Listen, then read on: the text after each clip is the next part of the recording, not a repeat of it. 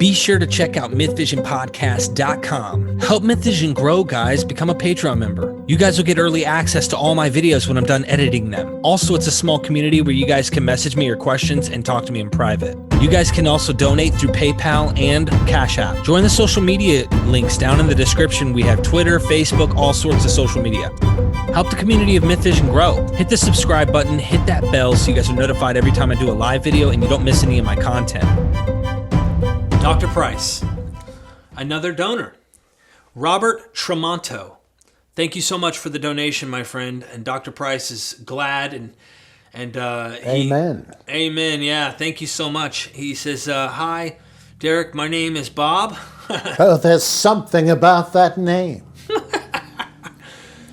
And I love your show with Dr. Bob and other guests you had on. My question for Bob is, what early religions influenced Judaism, and what is the earliest known religion? Well, it depends on what you count as a religion. Like, would ancestor worship or fetishism be considered religions? Because they're so, or totemism. They are building blocks of what would be considered religion, but somehow they're more primitive.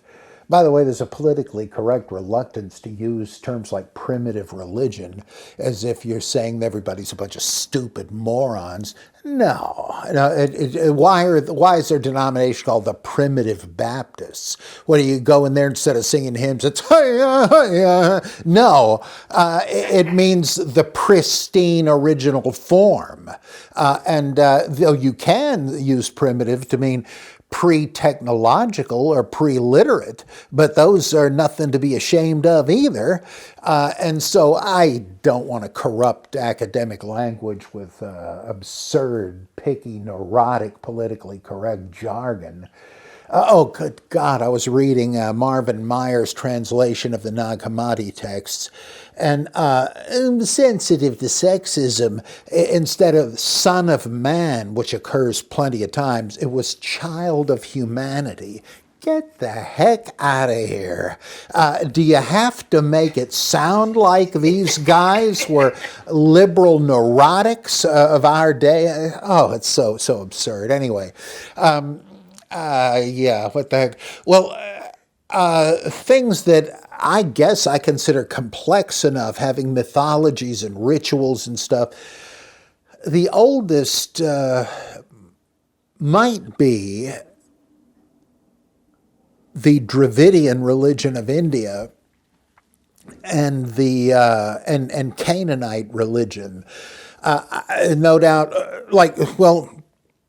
could be Siberian shamanism, conceivably. That's just a step away from ancestor worship. But the Bible was certainly heavily influenced by Canaanite religion, and influenced is probably the wrong word, because it was Canaanite religion. Yahweh and Baal were the same deity.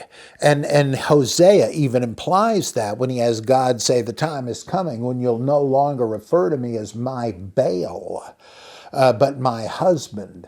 Baal just means Lord, and there were plenty of Baals. Baal Melkart was a Canaanite version of Hercules, and so on.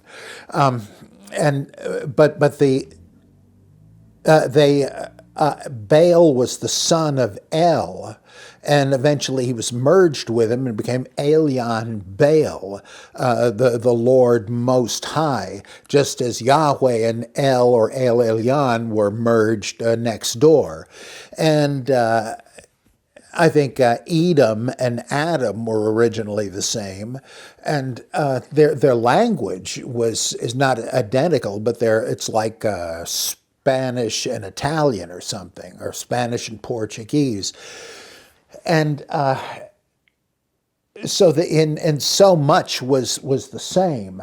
And the reason it seems like they were different is we're reading from the standpoint of the Deuteronomic reformers who were trying to jumpstart a whole different version of Judaism. And so they accentuated the differences between the new and the old-time religions and claimed that Jews had always known about monotheism and all of this stuff, centralized worship, but the people were backsliding and apostatizing from influence by the shifty, corrupt Canaanites, whereas what was really going on was they were the Canaanites, and this was their religion until the Deuteronomic reform. And they scapegoated this imaginary bunch of bad Canaanites, which were their own ancestors. So there's not so much a difference. And way back there, they're simply the same religion. And local variations, but that's true even within each one of them. So I'd say that influenced them. I doubt that the Dravidian religion did much. Superimposed on that was the Vedic religion of the Aryan invaders. And that gave rise to Zoroastrianism much later, and then much later still, Zoroastrianism was pretty much imposed on Jews after the exile, and when the leaders returned to Persia with state backing. That's why suddenly you've got a group called the Pharisees, which means the same thing as the Parsees, and you got these doctrines like supernatural redeemer, resurrection of the dead, an anti-God, and periodization of history. Where'd all that come from? Well, from Persia. It's Jewish Zoroastrianism. And the Sadducees weren't some sort of advanced, sophisticated group that rejected all that stuff as superstition in favor of philosophy. No, they were just old-time Deuteronomic Jews.